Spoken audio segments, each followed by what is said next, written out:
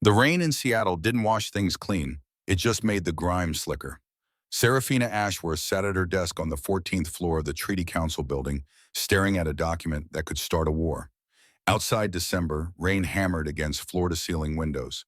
The city lights below blurred into watercolor streaks of gold and red.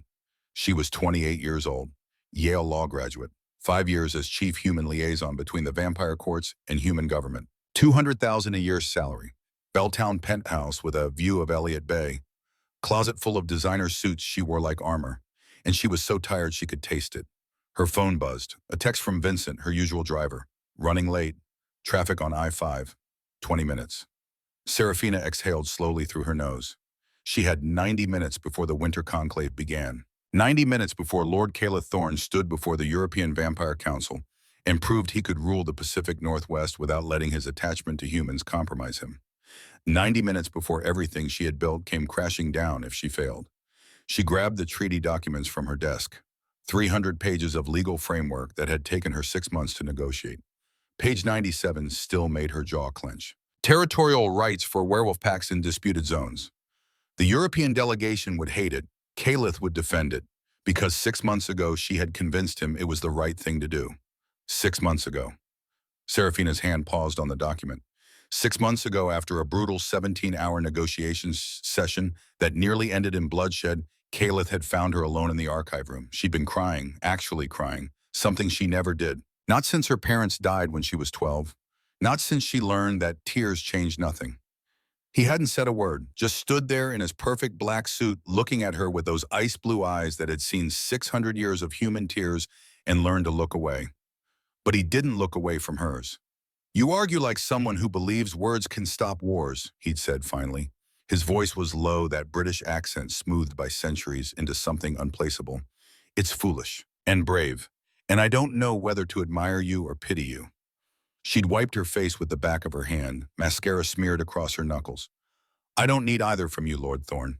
"Caleth," he'd said. "When it's just us, call me Caleth." The space between them had shrunk.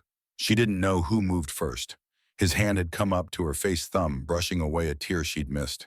His skin was cool, not cold, cool, like marble that had been sitting in shade. She'd stopped breathing. He'd leaned in. She'd tilted her face up. His lips had been an inch from hers when he pulled back like she'd burned him. "I cannot offer you a mortal's dreams, Serafina. I cannot give you the life you deserve." And he'd walked away. They hadn't spoken about it since. Serafina shoved the memory down and grabbed her coat. Charcoal wool, tailored, expensive. She checked her reflection in the window. Black sheath dress, simple, elegant. Hair pulled back in a low bun, pearl earrings her mother had left her. She looked like someone who had her life together. Good. The elevator ride down was silent except for the mechanical hum of descent. 14 floors. 13. 12. Her phone buzzed again. "Make that 30 minutes. Sorry." Serafina's stomach dropped. She couldn't be late. Not tonight. Lucien Valmont had been circling Caleth's throne like a vulture for months, whispering to council members that the Vampire King had gone soft, too attached to his human liaison. Compromised. Weak. If she was late, it proved Lucien right. She texted back, "I'll take a taxi." The lobby was empty except for security. George, the night guard, looked up from his phone. "Heading to the big party, Miss Ashworth." "Something like that," she managed to smile. "Have a good night, George." "You too." "And hey," he leaned forward conspiratorially, "knock 'em dead." If only he knew what that phrase meant in her world. Outside, the rain hit her like a wall. No taxis in sight. The street was empty, slick with rain, reflecting neon signs from the Vietnamese restaurant across the street. She pulled up a rideshare app. 3 minutes away. The archive building was 2 blocks over. She could cut through the alley, grab the documents from the secure room, and be back before the car arrived. Serafina ran. Her heels clicked against wet pavement. The alley behind 4th Avenue was darker than she remembered. Dumpsters lined the walls, overflowing with cardboard boxes. The smell of rotting food and rainwater filled her nose. She punched in the security code. The door clicked open. The archive room was in the basement. Fluorescent lights buzzed overhead. Metal shelves stretched into darkness. She found the box labeled Conclave, classified, and grabbed it. That's when she heard the door lock behind her. Serafina spun around. 3 figures stood at the entrance. Not human, she knew that instantly. The way they moved. Too fluid, too still, like predators that didn't need to breathe. Vampires. The one in front stepped into the light, young-looking, maybe 25 in appearance. Dark hair, sharp cheekbones, and behind his left ear a tattoo of a black sun. Solstice clan, banned, extinct, supposedly. Serafina Ashworth, he said. His voice had a faint accent, Eastern European. The king's little pet. Her hand went to her coat pocket, the silver pen she always carried. Blessed silver, actually. A gift from a witch friend who worked in the Coven liaison office. You're trespassing on council property, she said. Her voice didn't shake. That was something. The vampire smiled. And you're about to be very late for a very important party. The other two moved faster than her eyes could track. One grabbed her arms from behind. The other kicked her legs out. She hit the floor, hard concrete slamming into her knees. Pain exploded white-hot through her shins. The leader, Caspian, she would learn his name later, knelt in front of her. He tilted his head, studying her face like she was an interesting specimen. We're not going to kill you, he said. That would be too easy, too quick. He pulled out a knife. Silver blade, serrated edge, glowing faintly with something that definitely wasn't just metal. We're going to send a message. Serafina drove her elbow back into the vampire holding her. He didn't even flinch, but it bought her a second. She twisted, pulled the pen from her pocket, and stabbed it into the thigh of the vampire on her left. He screamed, actual screaming, high-pitched and wrong. Blessed silver did that. He stumbled back, smoke rising from the wound. Caspian's smile vanished. Hold her down. They slammed her face first into the concrete. Her cheek scraped against the floor. Blood filled her mouth. She tasted copper and rage. Caspian grabbed the back of her dress and ripped. The sound of tearing silk echoed in the empty room. You know what's funny? Caspian pressed the blade against her left side, just under her ribs. Your blood smells old, ancient even. I wonder why that is. He carved. Serafina screamed. The pain wasn't sharp. It was white-hot and consuming, like someone had poured molten metal into her veins. The blade moved slowly, deliberately, tracing a symbol she couldn't see but could feel being burned into her flesh. A circle, a line through it, a V intersecting. The vanguard. There, Caspian whispered in her ear. Now everyone will know the king's pet is marked, claimed, vulnerable. He leaned closer. His breath was cold against her neck. Tell Lord Thorn we're coming for his crown. And his human attachment makes him weak. They left her bleeding on the floor. Serafina didn't know how long she lay there. Could have been seconds. Could have been minutes. Pain pulsed through her side with every heartbeat. She could feel blood soaking through her dress, warm and sticky. Get up. She couldn't. Get up or die here. Her fingers scraped against concrete. She pushed herself to her knees. The room spun. Bile rose in her throat. She swallowed it down. The silver blade had been coated in something. She could feel it spreading through her bloodstream, thick and wrong. Poison. Had to be poison. She stumbled to the bathroom, saw herself in the mirror. Her face was gray. Blood dripped from a cut on her cheek. Her dress was shredded down the left side, exposing the wound. It was worse than she thought. The symbol was carved, deep edges already blackening. The flesh around it looked wrong, discolored, like something was eating her from the inside out. Serafina grabbed paper towels, pressed them against the wound.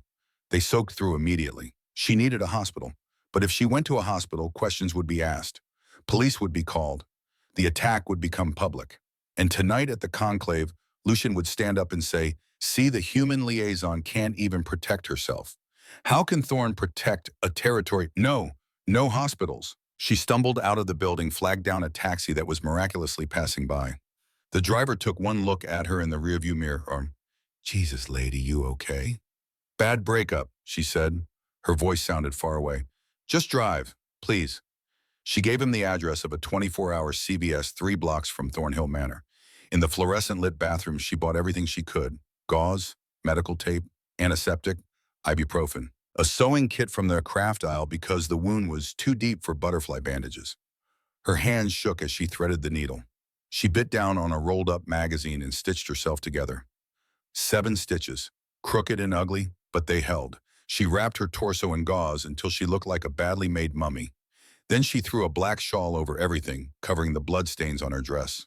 Her phone said 8:15. The conclave started at 9. She could make it. She had to make it. The taxi dropped her at the gates of Thornhill Manor at 8:42. The estate looked like something out of a gothic novel. Black iron gates, a long driveway lined with bare trees. The manor itself was a massive stone structure, all sharp angles and tall windows glowing with golden light. 300 guests were already inside. Serafina paid the driver with shaking hands and walked toward the entrance. Every step sent fresh pain through her side. The stitches pulled. The poison, whatever it was, made her skin feel like it was burning from the inside. She could taste metal in the back of her throat. But she walked, head up, shoulders back, the way her mother had taught her. Even when you're breaking, baby girl, don't let them see it break. The doorman announced her arrival. Miss Serafina Ashworth, Chief Human Liaison to the Crown. The ballroom didn't go silent, but it might as well have. The temperature dropped 10 degrees. At the top of the grand staircase, standing like a statue carved from marble and fury, was Caliph Thorne. He was wearing a tuxedo that fit him with predatory perfection. Black on black on black. His hair, dark as a raven's wing, was swept back from a face that could have been called beautiful if it wasn't so terrifying. Sharp cheekbones, a jaw that looked like it could cut glass. And those eyes, ice blue, unnatural, currently narrowed in distinct displeasure. He didn't descend to meet her. He waited for her to climb to him. Serafina gripped the railing and started up the stairs. Step, pain, step. Flash of the knife, step. Caspian's whisper, step, pain. When she reached the landing, she was slightly breathless. Her vision swam at the edges. She could feel blood seeping through the bandages, warm and wet against her skin. Caliph looked down at her. He said, his voice a low baritone that vibrated in her chest, are 42 minutes late. Traffic. Serafina dipped into a curtsy that made her vision white out for a second. The storm, my lord. Caliph didn't blink. He reached out his hand, hovering near her waist. She flinched. It was a micro-movement, barely a twitch, but his eyes snapped to hers instantly. Traffic, he repeated. The word dripped with skepticism. And I suppose traffic is also the reason you smell like cheap antiseptic in fear. Serafina's heart hammered against her bruised ribs. I don't know what you mean. We will discuss this. He offered his arm. It wasn't an offer, it was a command. After the waltz. Caliph, I really don't feel up to dancing. You are late, Serafina. He cut her off, his voice dropping to a dangerous whisper near her ear. You have humiliated me by leaving me standing here alone while Lucien Valmont and his supporters snickered in the corner. You will dance, and you will smile. Now.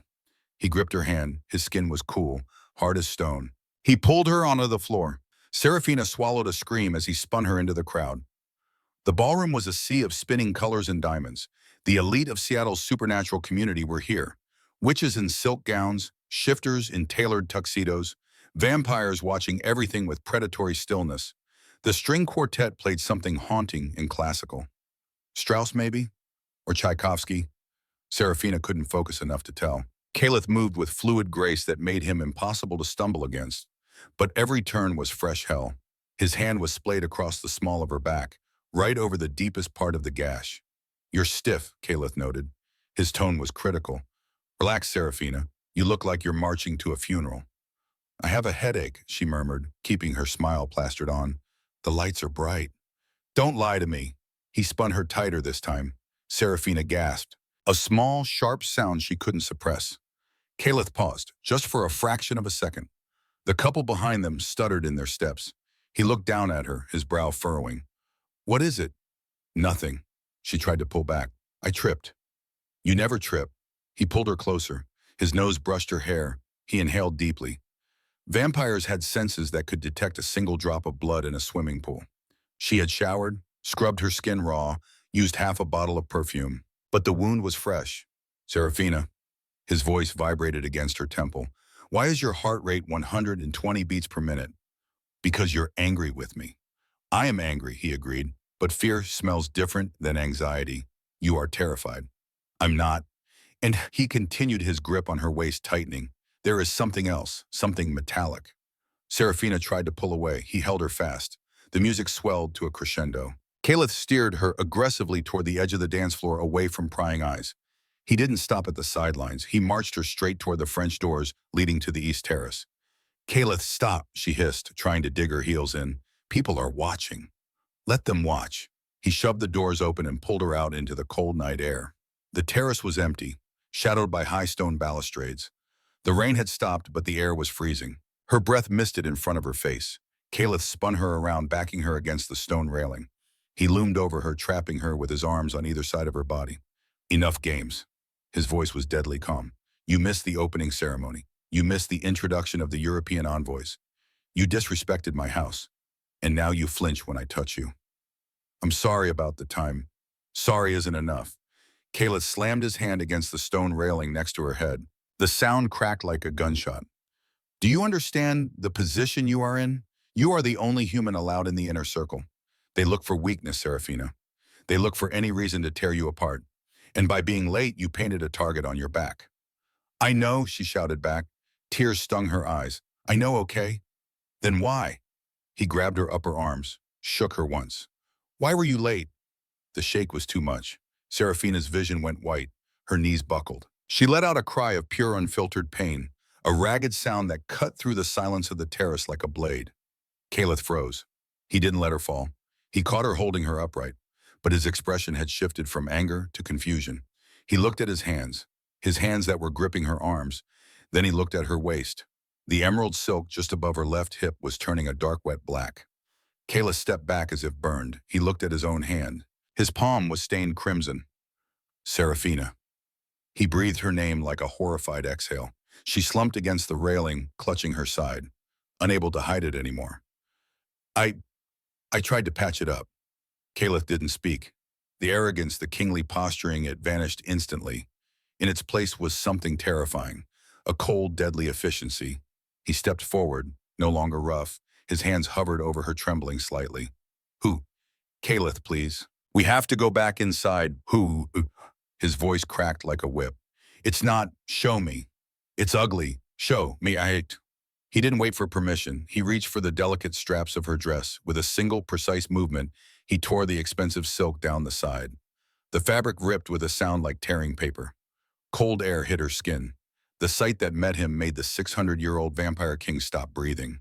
The bandages Serafina had applied were soaked through, a mess of white gauze turning heavy and red. But it wasn't just the blood. Caliph dropped to his knees on the wet stone. He didn't care about his tuxedo pants. He didn't care about the gala inside. With gentle, agonizingly slow fingers, he began to peel back the wet tape. Don't, Serafina sobbed softly. It's ugly. Quiet. His voice was shaking. He peeled the last layer away. The wound was jagged, not a clean slice, a tear made by a serrated blade. It ran from just under her armpit down to her hip bone. The flesh was angry and swollen. But worse than the wound was what had been carved into the skin next to it. Burned into her flesh was something silver, was a symbol, a circle with a line through it intersected by a V. Caliph stared at it. His pupils dilated until his eyes were almost entirely black. A low growl started in his chest, a sound so primal it vibrated against Serafina's skin. The vanguard, he whispered. Serafina nodded weakly, her head lolled back against the stone balustrade. They were waiting in the alley. 3 of them. Caliph looked up at her. His face was a mask of death. 3 vampires. Yes, they said, she let out a shaky breath. They said the king is weak. They said his pet human makes him vulnerable. She swallowed. They told me to deliver a message. This, he pointed to the brand, his finger hovering millimeters from the burned skin. Was the message? No, Serafina whispered. The message was, they let me live, to show you they could touch me whenever they wanted. Caliph closed his eyes. When he opened them, the blue was gone, replaced by silver fire. He stood up, scooping Serafina into his arms as easily as if she were a child. Caliph, she clutched his lapel. The guests. If we leave, they'll know something is wrong. Let them know. His voice was void of all emotion. Let them see. He didn't take her to the servants' entrance. He didn't take her to a car. He kicked the French doors open and walked back into the ballroom with the bleeding, half-naked woman in his arms. The music stopped. The chatter died instantly. 300 heads turned. Caliph walked to the center of the floor. He looked like a demon god of vengeance. His tuxedo was stained with her blood. Her dress was torn, the bandages trailing. He stopped in the center of the room and scanned the crowd. He was looking for someone. His eyes landed on a man standing near the champagne tower. Tall, blonde, aristocratic features. Lucien Valmont. Lucien's eyes widened as he saw the brand on Serafina's skin. A flicker of recognition. A flicker of fear. That was all Caliph needed. Clear the room, Caliph said. He didn't shout, but his voice carried to every corner of the hall. Arthur, the head butler, stepped forward nervously. My lord, I said. Caliph looked down at Seraphina. Her eyes were fluttering closed. His jaw tightened. Clear the room. Anyone remaining in 5 minutes will be considered an enemy of the crown and executed where they stand. Pandemonium broke out. Caliph didn't watch them leave.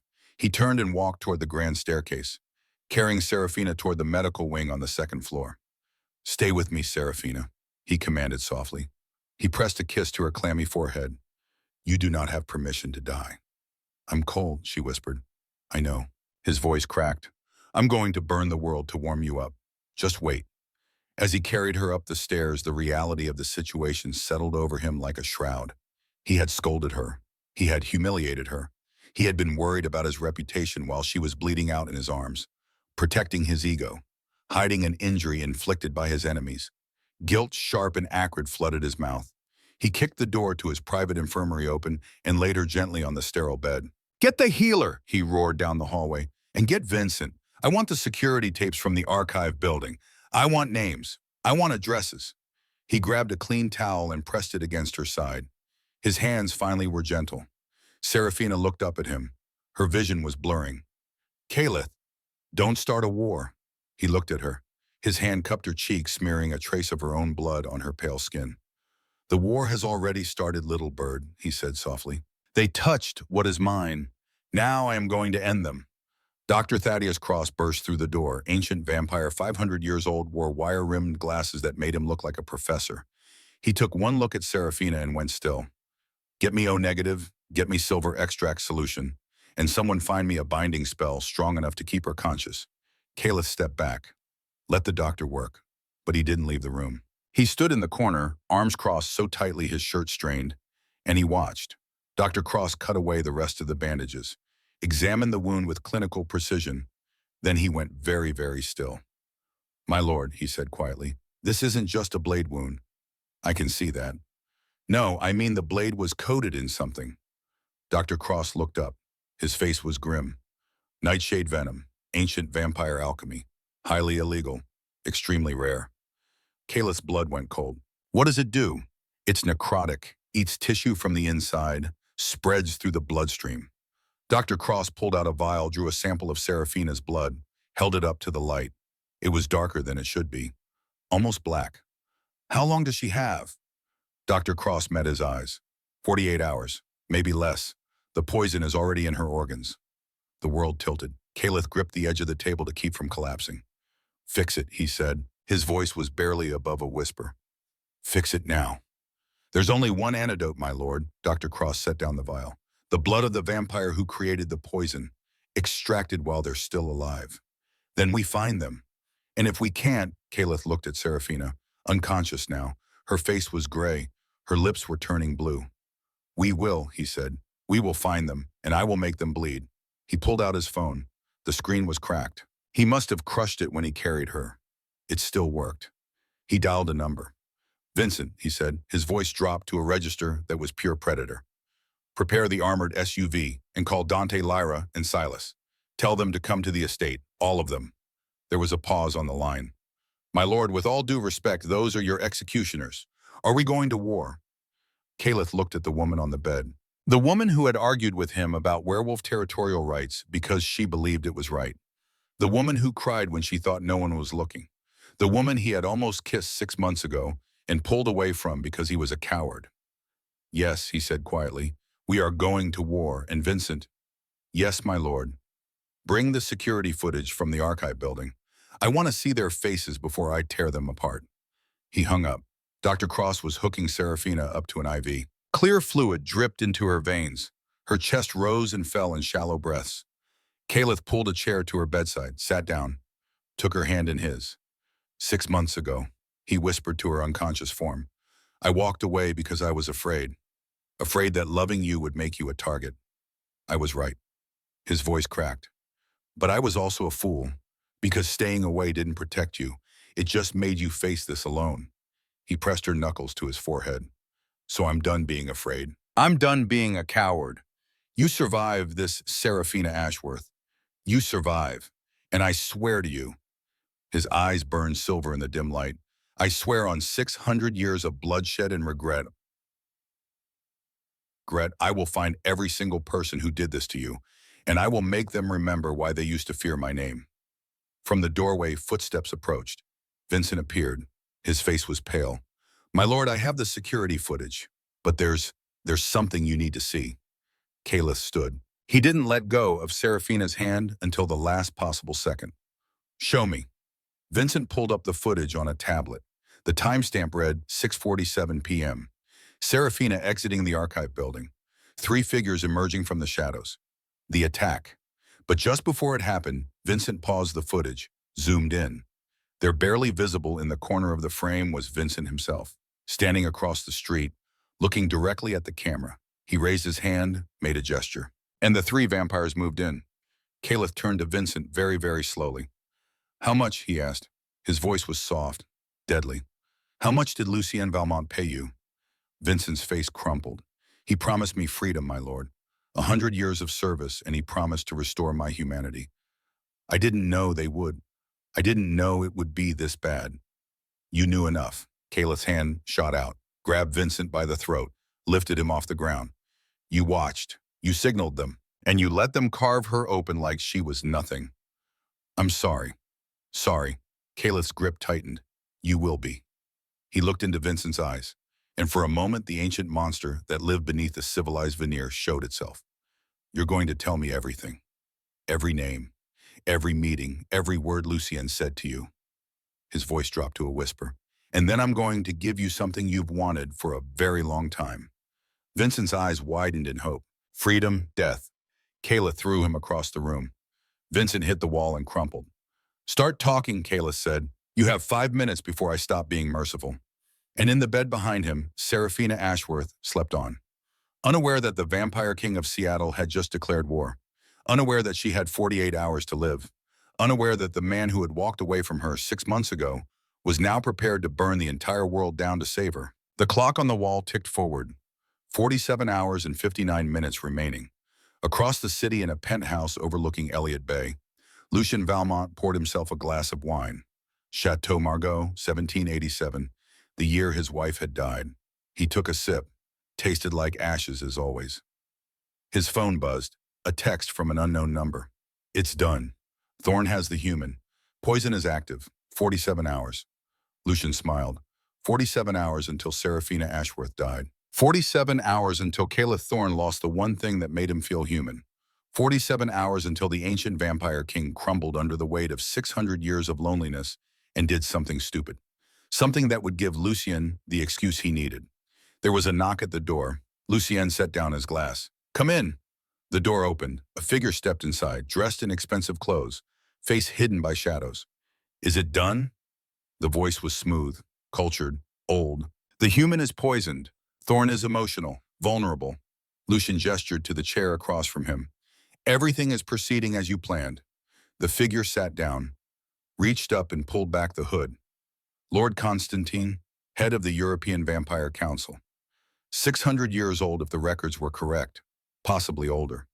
He had sharp features, silver hair, eyes that looked like frozen lakes, and on his right hand a ring, gold, ornate, with a symbol carved into it. A dragon eating its own tail.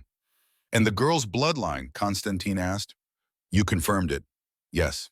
Lucien pulled out a folder. Inside were medical records, DNA analysis, family trees going back 400 years. Serafina Ashworth, descended from the Ashworth Hunter line. Her great-great-great-grandmother was Margaret Ashworth, vampire slayer. Killed 73 vampires before she died in 1623. Constantine took the folder, flipped through it slowly. Dormant hunter genes, he murmured. Fascinating. And when the genes activate briefly, a final defense mechanism. Her blood becomes toxic, lethal to any vampire who consumes it. For how long? 5 minutes, maybe 10. Constantine smiled. It was not a kind smile.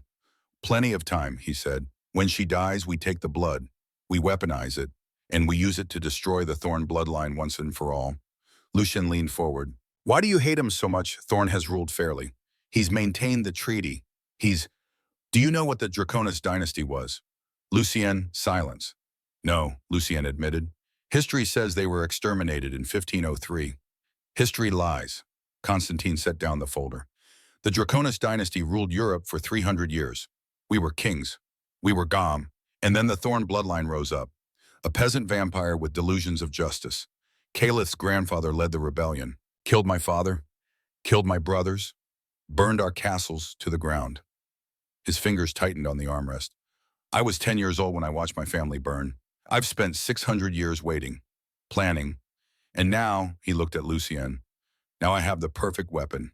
A human with hunter blood. A king who loves her. And when she dies, he will break. And I will be there to pick up the pieces. Lucien felt a chill run down his spine. You're not just going to kill him. No. Constantine stood, walked to the window. Seattle spread out below like a glittering web. I'm going to make him suffer. The way I suffered. I'm going to take everything he loves, everything he's built, and then when he's on his knees begging for death. He turned. His eyes were silver, inhuman. I'm going to make him watch as I burn his entire bloodline to ash. Lucien swallowed. What do you need from me? Tomorrow night, call an emergency council session. Bring charges against Thorn, destabilizing the treaty, threatening European relations. Use the scene from tonight. The blood, the theatrics. Make him look unstable. And if he fights back, Constantine smiled again, then we kill him, and I take his throne. He walked to the door, paused. Oh, and Lucien, when this is over, you'll get exactly what I promised you. Revenge. Death. The door closed. Lucien stared at it for a long moment. Then he picked up his phone and started making calls. In the medical wing of Thornhill Manor, Serafina dreamed. She was 12 years old again, standing in the rain outside the hospital, her mother's hand in hers. Cold. Too cold. I'm scared, baby girl, her mother whispered. I'm so scared. Don't be. Serafina squeezed her hand. I'm here. I've got you. But she didn't. Her mother died 3 hours later. Heart failure. Sudden. Unexpected. Serafina had screamed. No one heard her. In the dream, she was still screaming. Still 12 years old. Still alone. Serafina. A voice. Deep. Familiar. Serafina, come back. Calith. She opened her eyes. The ceiling was white. Clinical. She was in a bed. Soft sheets. The smell of antiseptic and something else. Something metallic. Blood. Her blood. There you are. Calith's face appeared above her. His expression was carefully neutral. But his eyes were wrong. Too bright. Too intense. How do you feel? Like I was stabbed. Her voice came out as a rasp. Water. He held a cup to her lips. She drank. The water was cold and perfect. What time is it? 3 a.m. She'd been unconscious for 6 hours. The conclave is over. I sent the Europeans back to their hotels. The council has been informed there was a security incident. Nothing more. Serafina tried to sit up. Pain lanced through her side. She gasped. Calith's hand was on her shoulder immediately. Gentle, firm. Don't move, doctor. Cross-stitched you up, but the wound is deep. The poison bomb. We're working on it. Serafina looked at him. Really looked at him. His tuxedo was gone.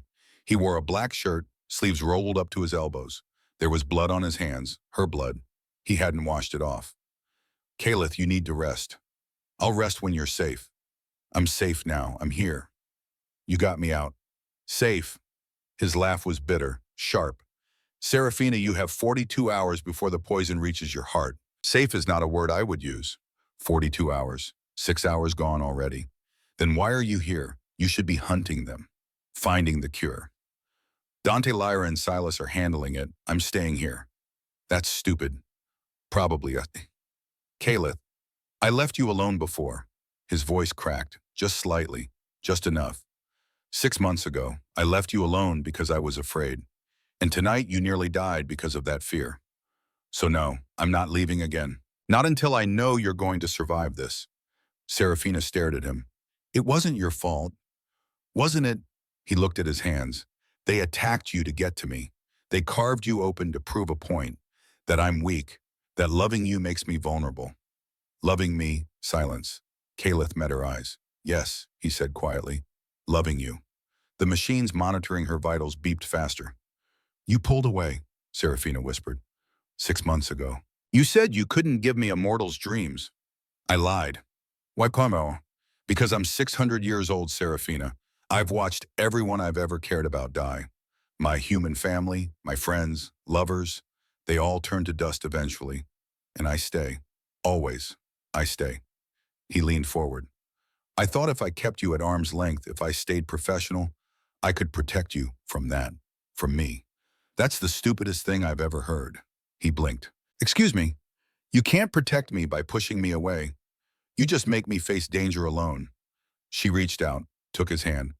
I've been alone my whole life, Caleth, since my parents died, and for the first time in 16 years working with you, I didn't feel alone anymore. His fingers tightened around hers. I'm sorry. Good. You should be. She managed a small smile.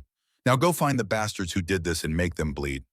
Caleth leaned down, pressed his forehead to hers. When this is over, he murmured, we're going to have a very long conversation about what happens next. Promise, I promise. He stood, walked to the door, paused. Serafina. Yeah, you're not alone anymore. Not ever again. He left. The door closed behind him. Serafina lay back against the pillows, and for the first time since the attack, she let herself believe she might actually survive this. Vincent had told Caleth everything before he died. 3 executioners now stood before the Vampire King. Dante Blackwood stepped forward first, 6.5 feet of pure violence wrapped in a leather coat. His face was a roadmap of scars, each one telling a story of survival. 300 years of loyalty to the Thorn bloodline showed in the way he bowed his head. Not submission. Respect. My lord, Dante's voice was gravel and smoke. Vincent is dead. I assume we're hunting the ones who put him up to it. Yes. Beside Dante, Lyra Nightshade stood perfectly still. She was small, maybe 5'4", with white blonde hair cut short against her skull. She wore all black. Knives strapped to her thighs, her waist probably places Caleth couldn't see. She didn't speak. Couldn't speak. Her tongue had been cut out 200 years ago by a werewolf pack she'd been tracking. She killed them all anyway, every last one. Then she came to Caleth and offered her service in exchange for one thing. More targets. She nodded once. Her dark eyes flickered to the medical bay where Serafina lay. The question was clear. How bad? 42 hours, Caleth said. Nightshade venom. We need the vampire who made it. Alive. Lyra's expression didn't change, but her hand moved to the silver blade at her hip. Message received. The third figure stepped into the light. Silas Rook. Lean, elegant, wearing a perfectly tailored gray suit that probably cost more than most people's cars. Wire-rimmed glasses. Hair slicked back. He looked like a banker. He was a hacker. And before that, an assassin. Caleth had found him in Prague in 1987, standing over the bodies of a rival vampire clan's entire financial infrastructure. Literally standing over them, Silas had killed 14 vampires with nothing but a letter opener and insider trading information. Caleth had given him a choice. Work for me or die. Silas had smiled and said, I was hoping you'd ask. We need financial records, Caleth said. Aurora Holdings, any connection to Lucien Valmont? Already on it. Silas pulled out a tablet. His fingers moved across the screen like a concert pianist. Vincent's phone records show 3 calls to a burner number registered in the Cayman Islands. The number was purchased with a credit card linked to a shell company, which is owned by another shell company, which is surprise funded by Valmont Enterprises.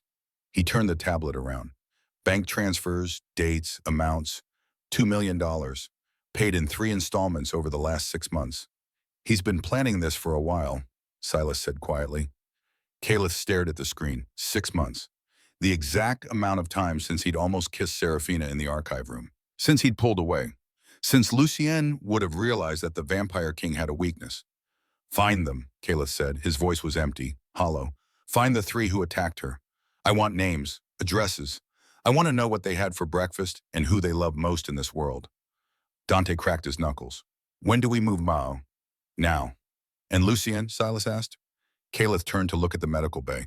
Through the glass, he could see Dr. Cross adjusting Serafina's IV. Her face was still gray. Still too still. Lucien waits, Caleth said. First we get the antidote. Then we get revenge. 38 hours remaining. Lyra found the first lead. She didn't speak. Couldn't speak. But she didn't need to. She held up her phone, showed Caleth a photo, a warehouse, South Seattle, near the docks, the symbol spray painted on the side, a black sun, Solstice Clan. How sure are you? Caleth asked. Lyra held up 3 fingers, 3 vampires inside. The same 3 from the attack. Caliph looked at Dante and Silas. We go in quiet. We need at least one alive. For the antidote, Dante said. For the antidote. They drove in silence. The warehouse was exactly where Lyra said it would be. Abandoned, rusting metal siding, broken windows, perfect place to hide, terrible place to die. Caliph went in first. The inside smelled like salt water and decay. Shipping containers stacked like building blocks. Shadows everywhere. He could hear them. 3 heartbeats, 1 on the upper level, 2 near the back. He signaled. Lyra vanished into the darkness. She moved like smoke, like wind, like death itself. Dante went right, loud, obvious, drawing attention. Silas went left, quiet, methodical. Caliph went straight up the middle. The first vampire died without making a sound. Lyra's blade opened his throat before he even knew she was there. The second vampire heard Dante coming and turned to fight. Mistake. Dante was 300 years old. He'd fought in every major war since the French Revolution. He didn't fight fair. He fought to win. The vampire lasted maybe 30 seconds. Then Dante ripped his head off. 2 down, 1 left. Caliph found him on the upper level, trying to escape through a broken window. It was Caspian. Black sun tattoo, dark hair, young face. He saw Caliph and went pale. Lord Thorn, I can explain. Caliph moved faster than thought. Grabbed Caspian by the throat, slammed him into the wall hard enough to crack the concrete. Explain. Caliph's voice was soft, deadly. You want to explain why you carved my liaison open like she was cattle? Orders. I was following orders. Whose orders? I don't know, I swear. We got paid through a middleman, $2 million. All we had to do was mark her, scare her. We weren't supposed to. You weren't supposed to what? Enjoy it. Caspian's eyes widened. How did you? I can smell it on you. The pleasure you took, carving her, hurting her. Caliph leaned in close. You made a mistake. You touched something that belongs to me. Please, tell me about the poison. Nightshade venom, ancient recipe. I bought it from a dealer in Prague. He said it was untraceable. 48-hour death sentence. Antidote. My blood while I'm alive. That's the only cure. Caliph smiled. It was a terrible smile. Goodwood, he said. Then you're going to live, for now. He signaled to Dante. Bind him, silver chains. And make sure he doesn't bleed out on the way back. I need him conscious. Dante nodded, grabbed Caspian like he weighed nothing. They were halfway to the door when Caspian laughed. Actually laughed. You're too late, he said. Blood dripped from his mouth. The architect already has what he needs. The girl's blood, from the bandages. He's going to use it to destroy you. Caliph stopped walking. What did you say? Her blood. It smells old, right, ancient? That's because she's descended from the Ashworth Hunter line. Vampire slayers from the 1600s. When she dies, her blood activates. Becomes toxic. Lethal. The world tilted. How do you know that? The architect told us. Said it was all part of the plan. Poison her. Make you suffer. And when she dies, harvest the blood and use it to kill every vampire in your bloodline. Caliph looked at Silas. Is that possible? Silas's face was grim. If she really is descended from the Ashworth Hunters. Yes, it's rare. 1 in 10 million. But yes, hunter blood is toxic to vampires, usually dormant. But trauma-poisoned death, all of those can trigger the genes to activate. How long does the activation last? 5 minutes, maybe 10. Enough time to extract it. More than enough. Caliph felt something cold settle in his chest. This wasn't just about revenge. This wasn't just about making him look weak. This was about creating a weapon designed specifically to destroy him. Get him back to the manor, Caliph said. Extract the antidote. Now, they moved. Say, Dr. Cross worked quickly. 34 hours remaining when they strapped Caspian to a chair in the medical wing. Silver chains. Blessed. Burning into his wrists and ankles. Caspian screamed. Shut up, Dr. Cross said mildly. He prepared a syringe, large, the kind used for blood donations. This is going to hurt, but not as much as what Lord Thorn would do if I let you die too quickly. He inserted the needle into Caspian's arm. Drew blood, dark red, almost black. The poison was in there, concentrated. Dr. Cross worked for 20 minutes, separating the venom from the blood, isolating the antidote properties, mixing it with counter-agents and stabilizers. Finally, he held up a vial. Clear liquid. This should work, he said. Should. I've never treated nightshade venom before. No one has. It's been illegal for 300 years. If it doesn't work, Dr. Cross met Calith's eyes. Then she dies in 34 hours.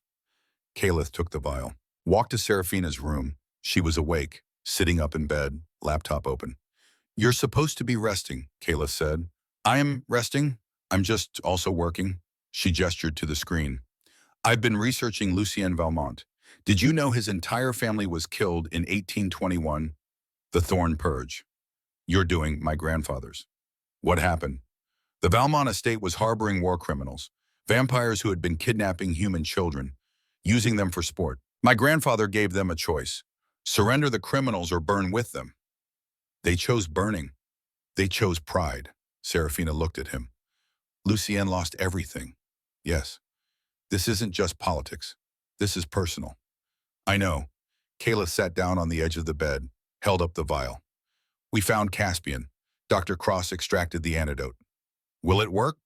"We're about to find out."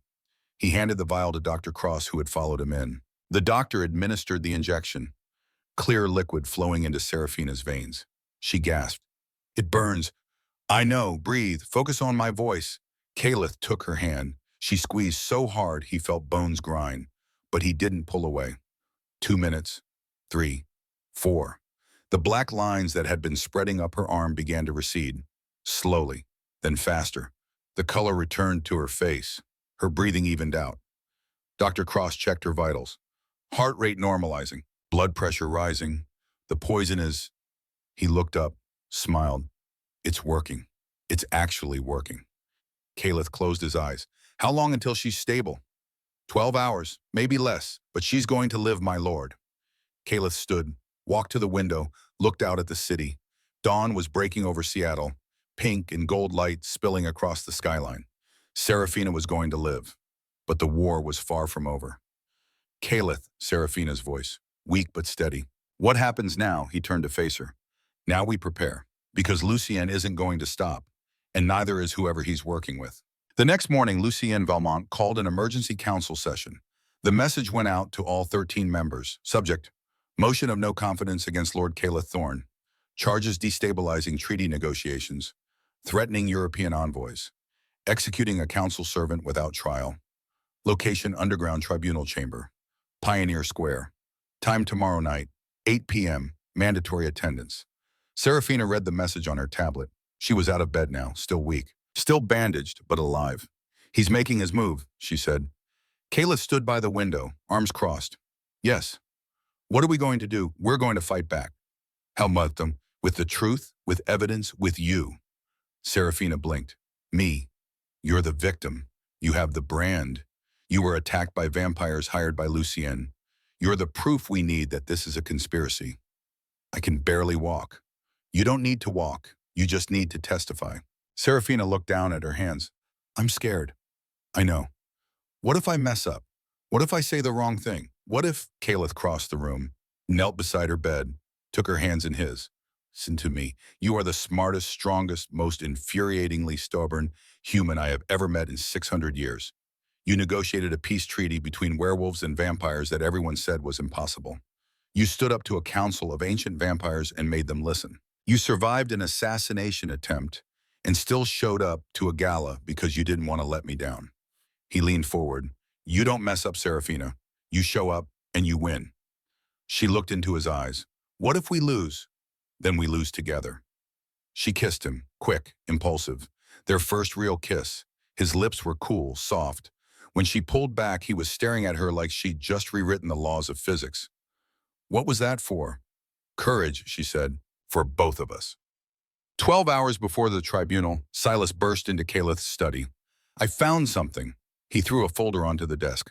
Bank records, travel documents, photos. "Lord Constantine," Silas said, "head of the European Vampire Council. He's been in Seattle for 3 weeks. Not 3 days like he claimed. He's been here the whole time." Calith flipped through the photos. Constantine meeting with Lucien. Multiple times. Constantine entering a warehouse on the docks. Constantine wearing a ring. Gold. Ornate. A dragon eating its own tail. "What is this?" Calith asked. "The seal of the Draconis dynasty," Silas said quietly. "The ruling family of Europe before your grandfather's rebellion in 1503. They were all killed." "Apparently not." Calith felt the pieces click into place.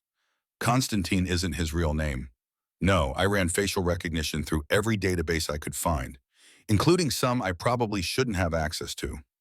Silas pulled up a photo on his tablet. This is a painting from 1502 titled The Draconis Heirs. The painting showed three children, two boys, one girl. The middle child had Constantine's face. His real name is Vladric Draconis, Silas said. One of Vlad Tepes, 700 years old. He's been hiding in plain sight for over 5 centuries. Why reveal himself now? Because he wants revenge. Your grandfather killed his family, destroyed his dynasty, and now he's going to return the favor. Kalis stared at the painting. He's the architect. Yes. And Lucian is just a pawn. Yes. Kalis' hands tightened on the desk. Tomorrow night at the tribunal, Vladric is going to make his move. What do? We let him. Silas blinked. My lord. We let him reveal himself. We let him think he's won. And then Kalis looked up. His eyes were burning silver. We destroy him. In a hotel room overlooking Elliott Bay, Vladric Draconis stood at the window. Tomorrow night, the Vampire King would fall. Tomorrow night, the Draconis dynasty would rise again. Tomorrow night, 600 years of waiting would finally end. He picked up his phone, sent a message. To 20 vampires scattered across the city, all of them loyal to the old ways, all of them ready to fight, all of them carrying the same symbol, a dragon eating its own tail. The message read, tomorrow, 8 p.m., Pioneer Square. Bring silver, bring fire, bring death. It is time. He set down the phone, poured himself a glass of wine, and waited for the world to burn. 24 hours remaining until the tribunal. Serafina stood in front of the mirror in her room at Thornhill Manor. She was wearing a dress, deep crimson, high-necked, long-sleeved, covering every inch of scarred skin. Isabella Thorne's dress, Kalis had told her. His mother, dead 300 years, the color of blood, the color of war. She looked at herself, pale, thin, still healing, but alive. Behind her, reflected in the mirror, Kalis appeared in the doorway. Ready? He asked. Serafina took a breath. No, she said honestly, but I'm doing it anyway. That's my girl. He offered his arm. She took it, and together they walked toward the battle that would decide everything. The entrance to the High Council chamber was not marked on any map of Seattle. It lay buried deep beneath the historic cobblestones of Pioneer Square, accessible only through a forgotten Prohibition-era tunnel that smelled of wet earth iron and centuries of secrets. Serafina descended the stone steps on Kalis' arm. Each step sent a dull ache through her healing side. The stitches pulled, the scar tissue burned, but she walked with her head high, back straight, the way her mother had taught her 16 years ago. Even when you're breaking, baby girl, don't let them see it break. The tunnel walls were lined with torches. Real fire. Flickering shadows that made the carved symbols in the stone seem to move. Ancient warnings, ancient promises. Enter here and face judgment. Enter here and speak truth. Enter here and be prepared to die. Behind them, Dante walked in silence. His hand rested on the silver blade at his hip. Lyra moved like a ghost, scanning every shadow, every corner. Silas carried a briefcase. Inside were documents that would either save them or condemn them. The chamber itself was massive, a circular room carved from black stone, smooth as glass, cold as death. 300 candles floated in iron chandeliers overhead, casting everything in amber light that seemed to pulse with its own heartbeat. 13 chairs ringed the central table. 12 were occupied. The 13th waited empty. That was Kalis' seat. At the head of the table, in the seat that should have remained vacant until the king arrived, sat Lucien Valmont. He looked every inch the concerned patriarch. Gray suit, perfectly tailored, blonde hair swept back, hands resting gently on the ancient wood. His face was a mask of regret, calculated regret. But when he saw Serafina walk in alive, standing breathing, something flickered behind his eyes. Surprise. Fear. It was gone in a heartbeat, but Serafina saw it. Around the table, the other council members sat in varying states of attention. Some looked curious. Some looked bored. A few looked openly hostile. And at the far end, sitting beside the European delegation, was Lord Constantine. Silver hair, sharp features, that ring on his finger catching the candlelight, a dragon eating its own tail. He smiled at Serafina. It was the smile of a predator watching wounded prey try to run. Kalis led her to the center of the room, not to his seat, to the defendant's position, standing, exposed, on display for all to see. He didn't leave her there alone. He stood beside her, his hand on the small of her back, light, Steady. I'm here. Lucian stood. Lord Thorne, how gracious of you to join us. His voice carried to every corner of the chamber. Smooth, cultured. And Miss Ashworth, I'm surprised to see you, given the unfortunate incident 2 nights ago. Attempted murder, Kayla said flatly. Call it what it was. Was it, Lucian tilted his head, or was it perhaps a personal matter that has been dramatized for political gain? Murmurs rippled through the council. Serafina felt her pulse spike. Lucian gestured to the empty chairs. Please, sit. This is a hearing, not an execution. Not yet. Caliph didn't move. I'll stand, as you wish. Lucian settled back into his seat. Then let us begin. I have called this emergency session to address a matter of grave concern. Lord Caliph Thorne, sovereign of the Pacific Northwest Territory, stands accused of the following crimes. He pulled out a document, read from it like a judge pronouncing sentence. 1. Destabilizing treaty negotiations with the European Vampire Council through erratic and violent behavior. 2. Threatening foreign dignitaries in violation of diplomatic protocol. 3. Executing a bonded servant without trial or council approval. 4. Allowing personal attachment to compromise his judgment and endanger this territory. Each word landed like a stone. Serafina watched the faces around the table. Some nodded, some frowned. One, a vampire named Genevieve with Victorian-era ringlets and a face like porcelain, looked openly skeptical. These are serious charges, Lucian continued. If proven, they constitute grounds for removal from office. For the safety of our community, I propose a vote of no confidence, and I humbly offer to serve as interim regent until a suitable replacement can be chosen. He sat down. The silence stretched. Finally, Genevieve spoke. You have evidence, I presume? Of course. Lucian nodded to an aide. A screen descended from the ceiling. Projector clicked on. Footage played, the Winter Gala, 2 nights ago. But it wasn't the full footage.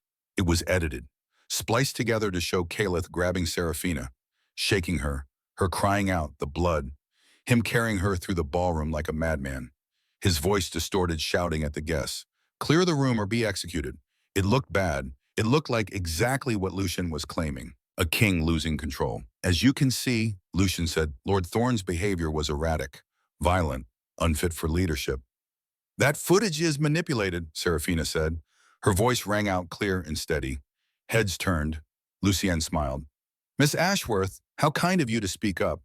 Though I must point out you are not a council member. You have no voice here. She speaks for the crown, Caliph said. She has every right. Does she speak for herself, a human who has, by all accounts, become rather attached to her employer? Lucian's smile sharpened. Tell me, Miss Ashworth, what were you doing in the alley behind the archive building 2 nights ago? Retrieving classified documents for the conclave. Alone at night in a dangerous part of the city? It's part of my job. And the injury, how did that happen? Serafina took a breath. This was it, the moment. I was attacked, she said, by 3 vampires. Solstice clan. The room went very still.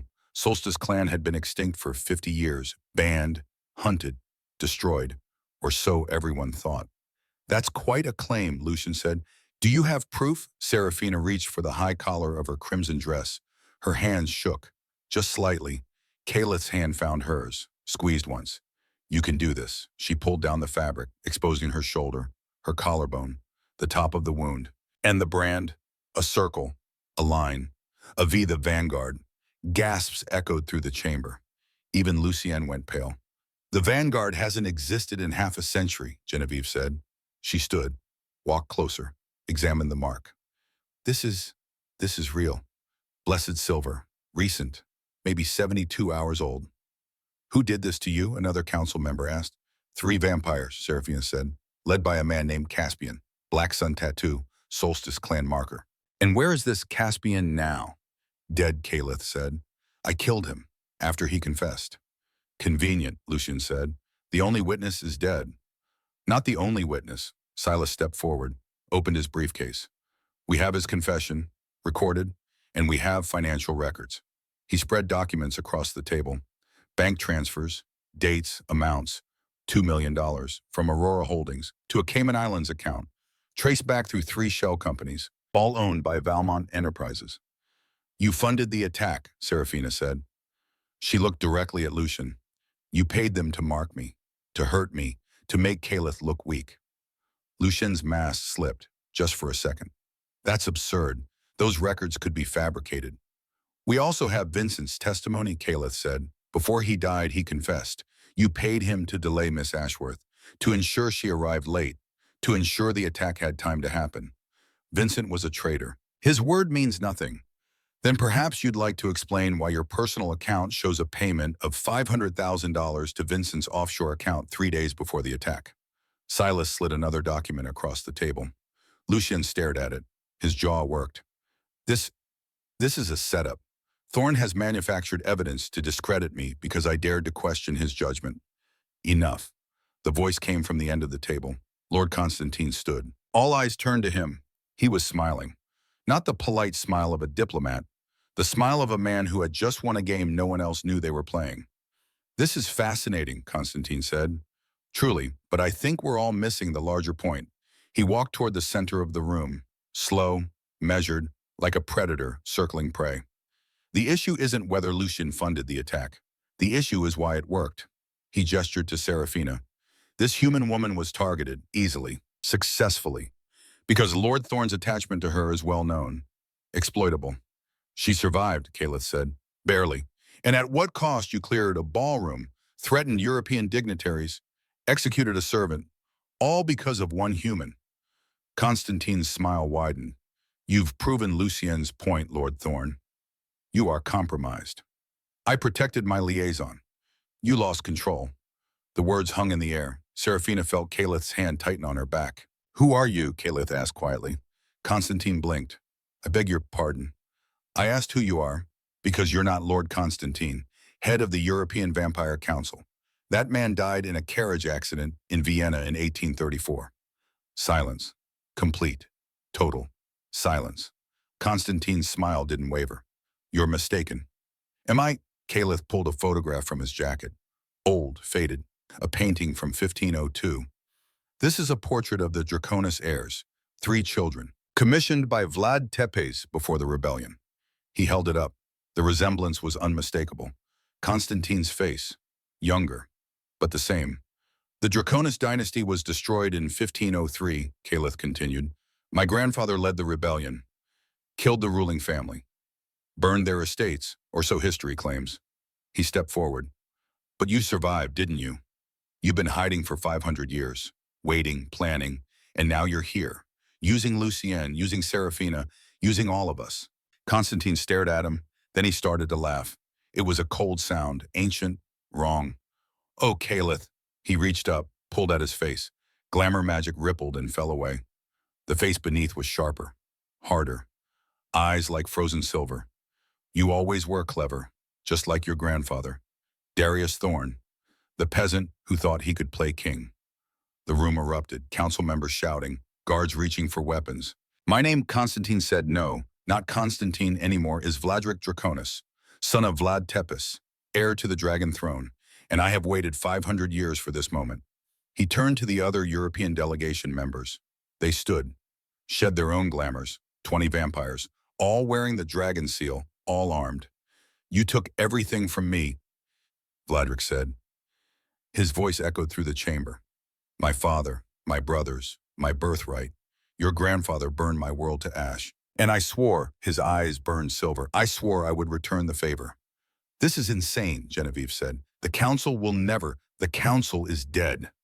Vladric snapped his fingers. The 20 vampires moved, faster than human eyes could track. 6 council members died in seconds. Throats ripped out, hearts torn free. Blood sprayed across the black stone floor. Screaming chaos. Dante drew his blade. Silver flashed. He cut down 2 attackers before they could reach Serafina. Lyra was already moving, silent, deadly. Her knives found throats and hearts with surgical precision. But there were too many. Caliph grabbed Serafina, pulled her behind him. Stay close. I'm not running. I know, but I'm not losing you either. Vladric laughed. How touching, the mighty vampire king, reduced to protecting a human girl. He gestured. Kill him, but bring me the girl alive. I want her blood. They attacked. Caliph met them head on. He was 600 years old, a warrior before he was a king. He'd fought in crusades and revolutions and wars that had no names. He tore through the first 3 like they were paper. But Vladrik was 700 years old, and he'd spent 5 centuries preparing for this fight. They clashed in the center of the chamber. The impact shattered stone.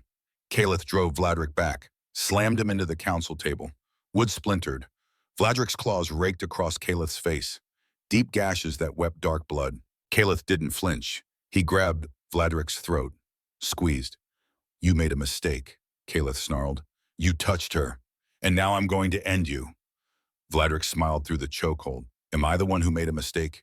He looked past Kalith, at Serafina, who was surrounded by 3 Draconis vampires. Kalith's blood went cold. "No," he turned. Vladrik's blade punched through his back. Silver, blessed, straight through the heart. Kalith gasped, fell to his knees.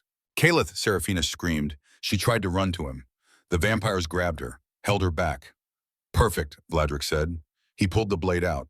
Kalith collapsed. "Now, let's discuss why you're really here, Miss Ashworth." He walked toward her, slow, savoring the moment. "Did you know you're special, descended from the Ashworth Hunter line? 1 in 10 million.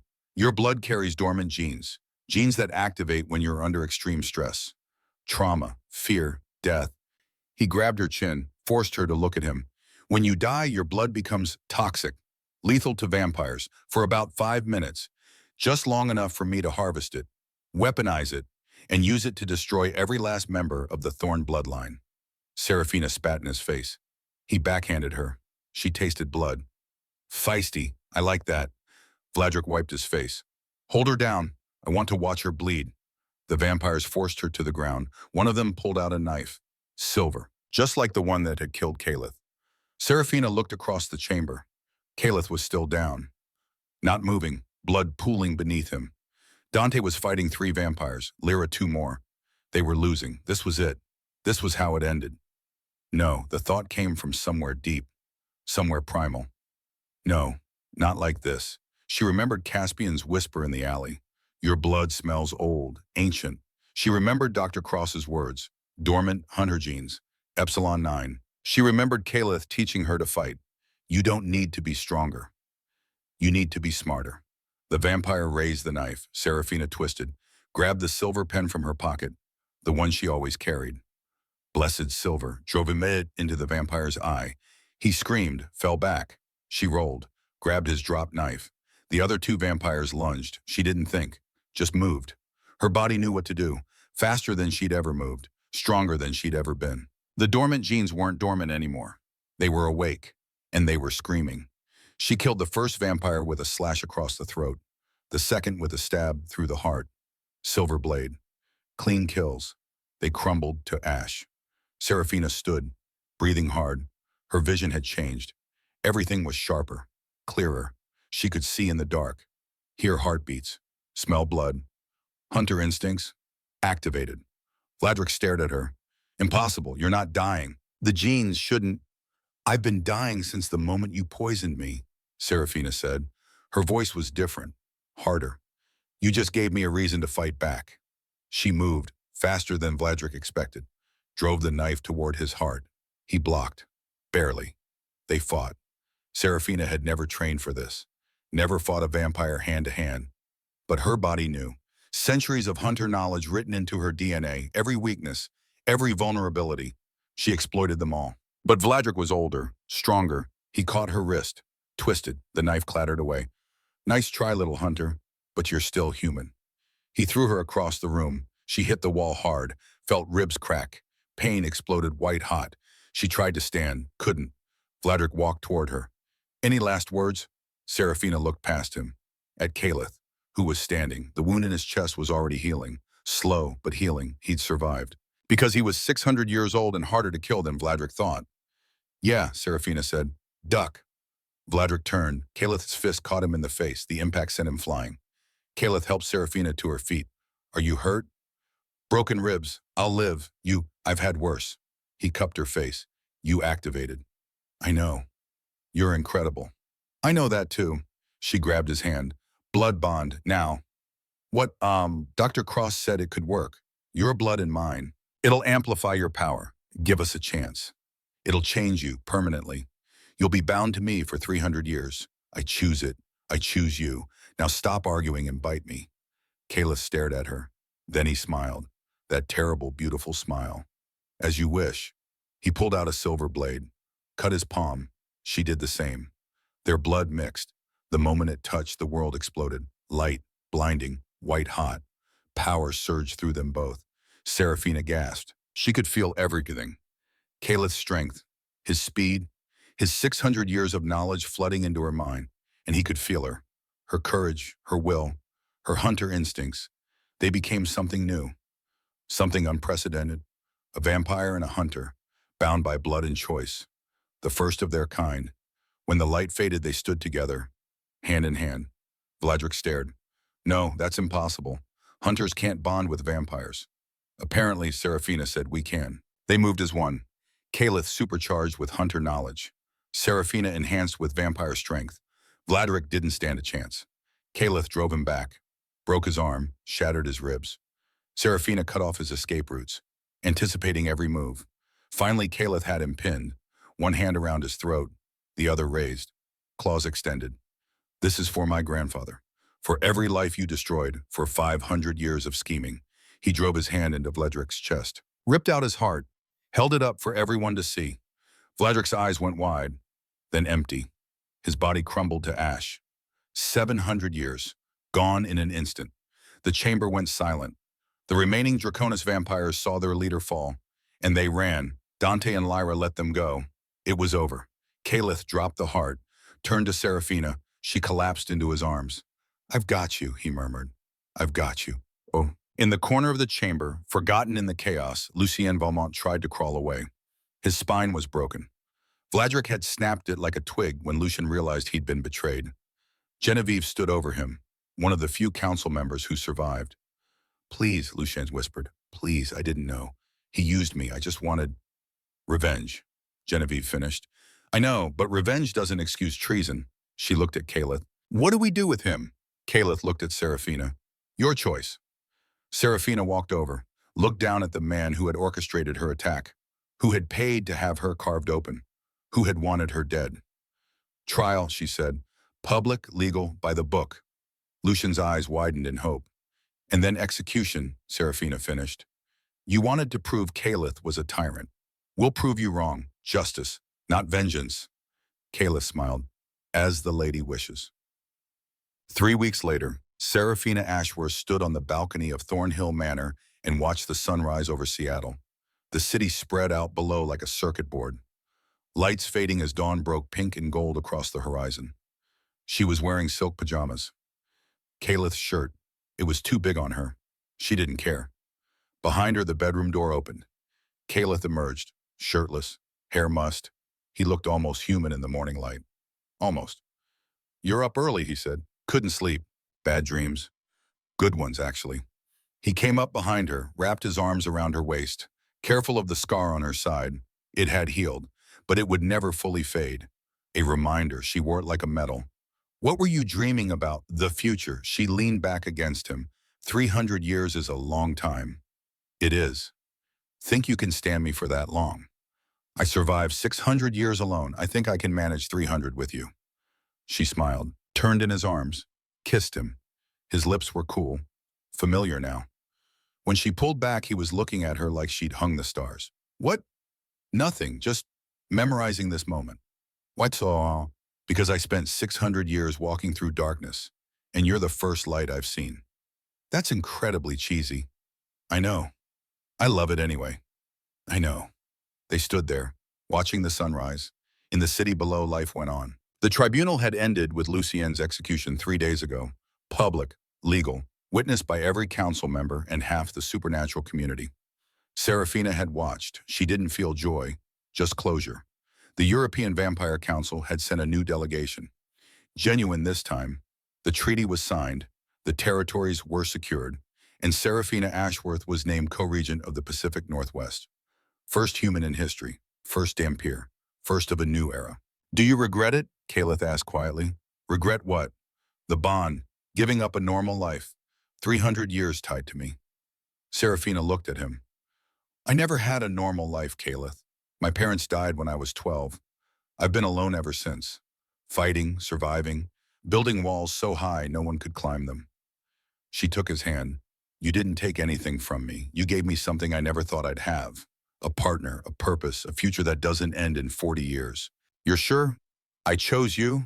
On that tribunal floor with a knife in my hand and death staring me down, I chose you. I choose you again. Every single time. He kissed her forehead. Then I guess you're stuck with me. Good. A knock at the door, Dante's voice. My lord, you have a visitor. Caliph and Seraphina exchanged glances. It was 6 in the morning. Caliph called. She says her name is Elisara. She's waiting in the main hall. And my lord, Dante's voice dropped. She's wearing the Draconus seal. The world tilted. Caliph went very still. Vladric had a sister, he said quietly. Seraphina's blood went cold. You killed her brother. Yes. She's here for revenge. Probably. They looked at each other, then Seraphina smiled, a sharp, dangerous smile. Well then, let's not keep her waiting. She walked to the closet, pulled out a crimson dress, the same one she'd worn to the tribunal. The color of blood, the color of war. Caliph watched her dress. You know this could be a trap. Of course it's a trap. And you're going anyway. We're going, together, he smiled, that terrible, beautiful smile. Have I mentioned I love you? Not in the last 10 minutes. I love you. I know. They walked downstairs hand in hand. In the main hall, a woman waited, tall, elegant, hair like spun platinum, eyes like winter ice, and on her finger the dragon seal. She looked at them, smiled. Lord Thorne, Miss Ashworth, how lovely to finally meet the people who killed my brother. Her smile widened. We have so much to discuss. Behind her in the shadows movement, shapes, dozens of them, hundreds, an army. Seraphina felt Caliph's hand tighten on hers. Here we go again, she murmured. Together. Always. They stepped forward, into the light, into the future, into whatever came next, because they were no longer just a vampire and a human. They were partners, equals, the king and his consort, and they were ready for anything. They said she was worthless, defective, broken, but Seraphina Ashworth learned something in 48 hours of hell and blood and choice. You're not defined by what others call you. You're defined by what you choose to become. She chose to fight. She chose to survive. She chose love. And in choosing, she became something no one expected. Not a victim, not a pawn, a queen. The story wasn't over. It was just beginning, and this time she was writing it herself.